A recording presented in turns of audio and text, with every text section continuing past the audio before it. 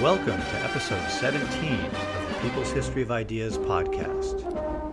We left off the last episode talking about the organizational leap that was necessary for the scattered communist collectives around China to come together as a party according to the Leninist model of organization that was required of the communist parties which were being formed around the world and which were affiliating with the Third International. That was the big organizational challenge that was facing the Chinese communists and their Comintern advisors during 1920 and early 1921. But there was also a key task of ideological clarification and demarcation that had to be carried out as part of preparing the way for formally founding the party. On the one hand, the new Chinese communists wanted to make the case for why their interpretation of Marxism was correct against other competing notions of Marxism which were floating around among Chinese intellectuals and political activists. And they also wanted to make the case that their revolutionary strategy, derived from the experience of the Russian Revolution, was the correct strategy for changing China. On this point, they were mainly demarcating themselves from anarchism, which had been very influential in the May 4th movement and had really influenced most of the people who founded the Chinese Communist Party, and was influential among a much broader set of revolutionaries who they hoped to win over to join the Chinese Communist Party. So there were two main polemics which were waged here. One against other Marxists, and which mainly served to argue for a revolutionary interpretation of Marxism against a bunch of intellectuals who did not really draw revolutionary conclusions from Marxist theory, and a second polemic which was waged among people committed to revolution, which argued that the model of the Russian Revolution and the interpretation of Marxism which guided the Russian Revolution was the real path to revolution in China, as opposed to anarchism. The different audiences affected the way in which these polemics were carried out. On the one hand, the polemic against the non-revolutionary Marxists was much sharper and more antagonistic in tone than the polemic carried out with the anarchists, who were seen more as comrades on the revolutionary path who needed to be won over to the correct strategy. These polemics began with an article that Chen Duxiu published in the September 1920 issue of New Youth, titled On Politics or Talking About Politics, depending how you translate it, and carried on through the founding of the Communist Party in July 1921. One of the interesting things about the polemic with the non-communist Marxists was that many of them had been Marxists longer than, and read more Marxist theory than, most of the people who founded the Communist Party. You might remember from the last episode when we talked about the initial attempts of Gregory, Voitinsky, and Chen Duxiu to pull together a communist nucleus in Shanghai, there were some senior activists there who had read quite a bit of Marxism and who refused to go along with founding a communist party, saying that China needed to develop more economically for that to be appropriate. So you had a kind of strange situation where people who were coming together to found the Communist Party because they found the Russian model of revolution compelling but hadn't, for the most part, read too much Marxist theory, were polemicizing with people who had read more Marxist theory but were mainly interested in using Marxism as a theoretical framework for analyzing society and were not particularly interested in making revolution. In fact, there had been a very strange phenomenon among some Chinese intellectuals in 1919 when the labor movement came onto the scene, where they began to read about socialism and Marxism and formulated allegedly socialist ideas not in order to promote class struggle, but rather to promote class reconciliation in the hopes of avoiding the escalation of the class struggle which was emerging onto the political scene in China. Not all of these non-revolutionary Marxists thought exactly the same thing, but a common theme was the idea that China needed much more development.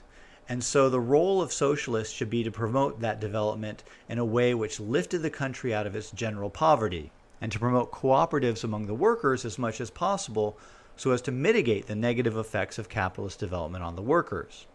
Essentially, they wanted to try to make capitalist development lift all boats to whatever degree possible while avoiding major social conflict. To be fair, The sources of their ideas of what Marxism and socialism were tended to be at some remove from the original writings of Marx. One important influence was the theoretical bigwig of the Second International, Karl Kautsky, who had written works to explain and popularize Marxism, which had circulated around the world in several languages. If you'll remember from our episode on the Communist International 2 episodes ago, Kautsky was who Lenin was arguing against in the quote we pulled from Lenin's article, Imperialism and the Split in Socialism. And so the Marxism that these May 4th intellectuals who were interested in socialist ideas in order to promote class conciliation, not class struggle, had found was actually fairly congenial to their purposes, since it was so economically deterministic in emphasizing the peaceful and slow evolution of the productive forces and the eventual building up of peaceful workers' parties like the one which had existed in Germany and had ended up supporting the German imperialist rulers during World War I. When Li Dazhao, who is more or less officially recognized as China's first Marxist, first encountered this Marxism in 1919, before he became a big proponent of the sort of Marxism coming out of the Soviet Union, his response was that Marxism's economic determinism subverted revolutionary consciousness. It was his emphasis, and that of the other founders of China's Communist Party, on questions of revolutionary consciousness and on how to ethically reform China's society, which led him to Lenin's Marxism and to reject the Marxism of the Second International. And this polemic between the communists and the non-revolutionary Marxists very much served to clarify the questions involved in the debate and to hand over the mantle of Marxism to the Chinese communists. Because in their responses to communist criticism, the non-revolutionary Marxists exposed their lack of a positive program for China more and more. At one point, one of them, Zhang Dongsun, even argued that a Leninist revolution could never happen in China because the foreigners would never let it happen, essentially dismissing out of hand even the possibility of struggling to end foreign domination in China. Against the determinism of Zhang Dongsun and his like, Chen Duxiu argued that the crises that capitalism had already created in the world, particularly in Europe, showed that it was not a viable development model. Besides that, there could be no independent development for China unless the foreign imperialists were thrown out of the country anyways. Therefore, in cooperation with workers of other countries, and in particular the Soviet Union, China would have a revolution and develop on its own according to the development model being charted by the Soviet Union. In the end, many of the non-revolutionary Marxists drifted further and further to the right, with some even ending up joining the right wing of the Kuomintang, which would later persecute and murder communists. The polemic against anarchism had a very different character to it. First of all, almost all of the polemic was carried out in internal communist publications, such as The Communist, which was launched in November 1920 and served as an internal theoretical journal for China's communists. This was because many anarchists were participating in China's party-building process, and even many non-anarchists had been deeply influenced by anarchist ideas, which had been very popular in the New Culture and May 4th movements. If you'll recall from last episode, a whole bunch of Li Dazhao's students in Beijing who participated in the Society for the Study of Marxist Theory had been members of the anarchist Morning Garden Society collective household. And our 14th episode was all about Mao Zedong's years as an anarchist. Fundamentally, you had a situation where there were a lot of anarchists who had become discouraged that their previous organizing strategies hadn't been working, and they looked at Russia and they said, we want to do that. Let's have a Russian revolution here in China. And so they committed themselves on some level to moving forward and trying to do that, but they basically still were anarchists. They knew they wanted a revolution, and they knew that the Bolsheviks had made a revolution, and so they wanted to learn from the Bolsheviks. But whether or not they could change their ideas enough to become Marxists, which would be necessary in order to have a revolution in China or not, was kind of an open question. In the end, some did and some didn't, and they ended up leaving. So, because of this situation, the polemics carried on against anarchism were much more comradely in tone than the polemics that were carried out against the non-revolutionary Marxists. One of the main points in the polemic was that anarchists and communists both share the same final end goal, a stateless and classless society, a society based on the idea, quote, of from each according to their ability to each according to their need, end quote. One of the main points that the communists raised in relation to this point was the one of how are we going to get to that end goal? There has to be some concept of how to get from here to there, both in the sense of having the revolution in the first place, and then also how to develop society economically to the point where there would be enough abundance to meet everyone's needs in the future stateless society. It was precisely this question of having a plan, which seemed like it would actually work, which was drawing anarchists into the Chinese Communist Party. If the polemic had remained confined to the pages of the Communist, which was a semi-secret journal, there would not have been an anarchist rejoinder to the arguments being made by the Communists. But in early 1921, Chen Duxiu laid out some of the arguments against anarchism in a public lecture in Guangzhou, and one of his former students, Shengbai, wrote an open letter in response, which was published in a local movement newspaper. What followed was an exchange of letters going back and forth between and Chen.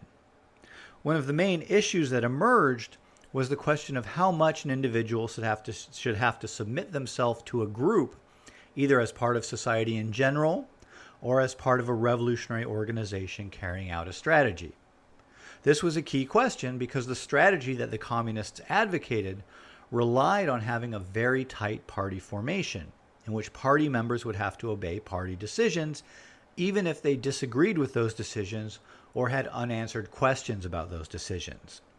The basic organizational principle of the Leninist Party is something called democratic centralism, which allows for broad discussion and debate in certain contexts, but which requires everyone involved to abide by decisions that are made by the group, and also decisions made at higher levels in the group. In practice, democratic centralist organizations have pretty much always been heavy on the centralism and light on the democracy. It has, at times, made for very tight and effective organizations, with relatively small groups of dedicated people, like in the Russian Revolution, able to accomplish great things. But the centralism also has historically been very alienating for many intellectuals and free spirits who have joined communist parties. It's one of the major contradictions in the nature of communist parties. On the one hand, for a communist party to be a real, vibrant organization that can change the world for the better, it has to be made up of dynamic, energetic people with rebellious spirits. But on the other hand, historically at least, communist parties have often required their members to more or less shut up and get back to work, which is not exactly an attractive prospect for most people who have a rebellious spirit. Even before the party was founded in China, this contradiction was prefigured in the debate between Chen Duxiu and Shengbai. And we'll see this problem cropping up again and again, and it will be interesting to see how Mao Zedong himself deals with this issue when this problem comes up in his own life as a party militant before he became the leader of the Communist Party. But that will have to be in an episode in the future. Anyways, it is not surprising that this issue of whether or not individual revolutionary activists should be expected to subordinate their own individual will to that of the collective party organization came out as one of the big issues between Chen Duxiu and Shengbai.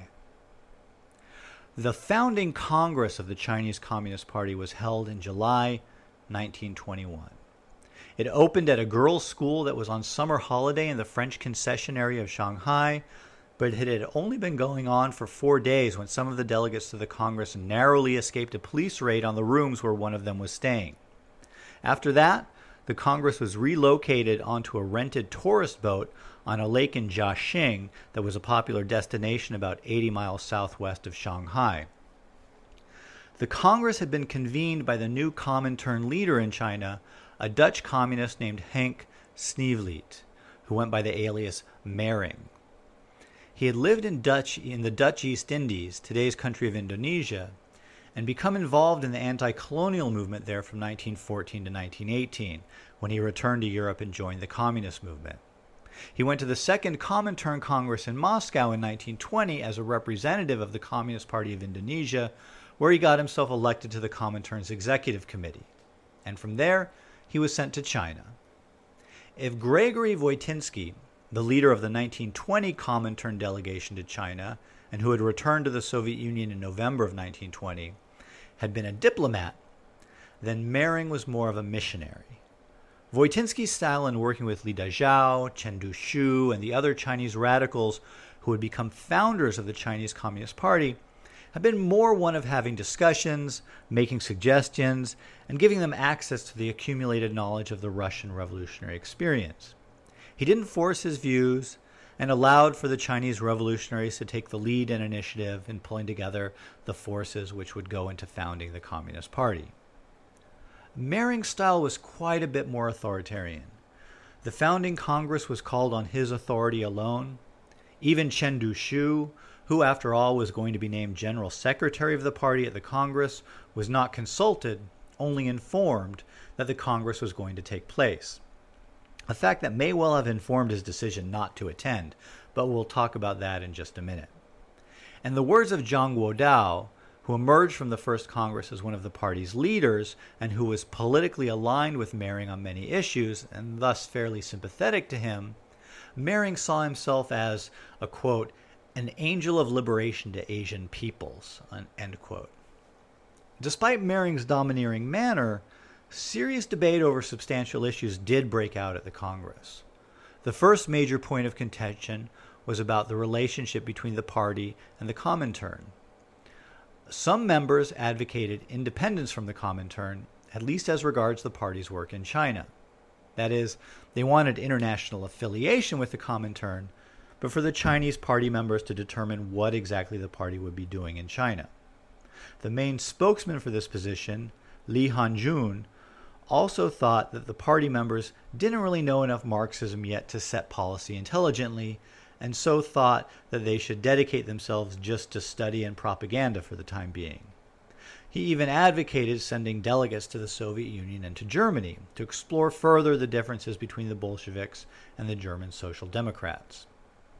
Given the attention that the party press had been paying to the polemics against the anti-revolutionary version of Marxism which the German Social Democratic Party represented, we might be surprised here to see the continuing influence of non-Bolshevik ideology among the delegates to the Chinese Communist Party's founding Congress.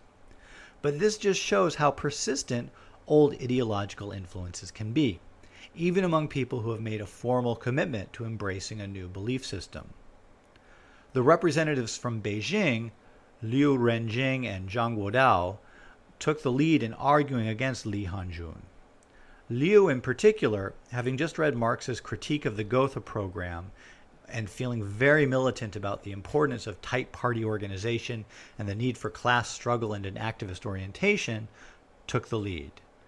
This need for tight organization extended to accepting Comintern leadership of the Communist Party. In the end, it's not surprising that Mering endorsed the positions being put forward by Liu and Zhang Guotao and guided the Congress toward a resolution of the question in favor of Comintern leadership of the Chinese Party. But this does bring up an important question. Why did these Chinese communists, intelligent and in many cases seasoned activists, accept Comintern leadership so readily? After all, the Chinese revolutionaries knew the Chinese scene way better than Mering did. It doesn't make sense if you think of the party as having been formed by independent Marxist intellectuals who founded the party out of a sense that this was what their ideology called on them to do. And it also doesn't make sense if you think of the party as being formed by Chinese nationalists who saw in Marxism the best way to realize their nationalist aspirations. But it does make sense if you think of the party's founding as fundamentally arising out of the initiative of the Comintern in coming to China, finding the radicals who wanted to reproduce the Russian Revolution in China, and then calling for the founding of the party. There was an inherent teacher-student relationship in this process from the beginning. When Voitinsky was the Comintern representative in China in 1920, He was more of a guide at the side type of teacher, and it wasn't so bad for men like Li Dazhao and Chen Duxiu, who were used to being leading figures themselves. But marrying was difficult for them to deal with. Chen Duxiu, after being named general secretary of the party, did eventually relocate to Shanghai, where the party center was located later in 1921. But he and Mering famously did not get along, and clearly the situation got on Chen's nerves, apparently causing him to behave erratically. Chen repeatedly moved around the city without telling anyone his new address, threw temper tantrums, and avoided Mering whenever he could, even skipping meetings where Chen was expected to give progress reports on party work. In reality, the First Party Congress turned out to be something of an ambiguous achievement. The party center in Shanghai really barely functioned as such, and the commitment of many of the delegates to the First Congress to the party was questionable. 2 of the delegates continued on with plans to study abroad afterwards, essentially abandoning the party. Others drifted off. And indeed, the lack of attendance at the Congress of Li Dazhao and Chen Duxiu shows that, even among the leading figures most associated with the party, there was some ambiguity about their actual commitment. Soon, they would both demonstrate great commitment to the cause, especially Li Dazhao. But, at least as things stood in 1921, the Congress represented a very uncertain step forward, and it really does not seem to have been taken overly seriously by many of the participants, judging by their behavior immediately afterwards. There were very important exceptions, however. Mao Zedong went back to Changsha and got to work.